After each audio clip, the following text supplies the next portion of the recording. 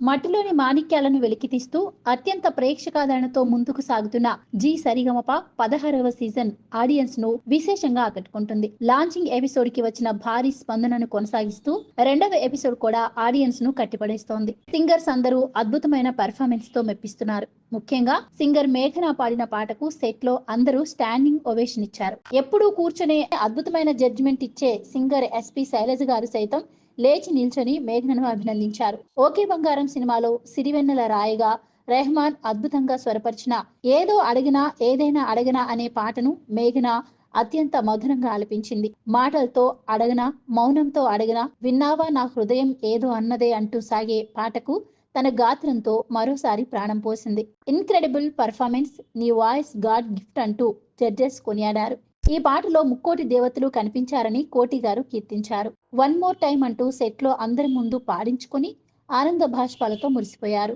మేఘన పాటకు అందరూ మంత్రముగ్ధులయ్యారు. సరిగమప సెట్ లోనే కాదు, ఈ పాట సామాజిక మాధ్యమాల్లో, టీవీలో చూసిన సినీ ప్రముఖులు సైతం మేఘనను పొగడ్తలతో ముంచెత్తారు. ప్రముఖ గీత రచయిత చంద్రబోస్ సైతం ఈ పాటపై స్పందించారు. చంద్రబోస్ దీని గురించి ఒక వీడియో రిలీజ్ చేశారు. అందులో ఆయన మాట్లాడుతూ, మేఘన ఇప్పుడే నీ పాట విన్నాను, ఏదో అడిగినా అంటూ పాడావు.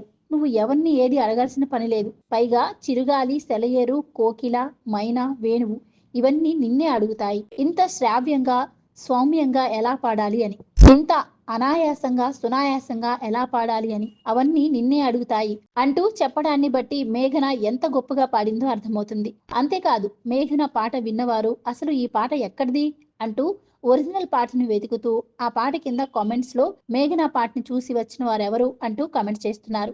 దీన్ని బట్టి మేఘన పాట ఆడియన్స్ ను ఎంతగా ఆకట్టుకుందో స్పష్టమవుతుంది. ఇక రెండో ఎపిసోడ్ లోనే అందరినీ కట్టిపడేసిన మేఘన ముందు ముందు తన గాత్రంతో అందరినీ అలరించడం ఖాయమని నిస్సందేహంగా చెప్పొచ్చు.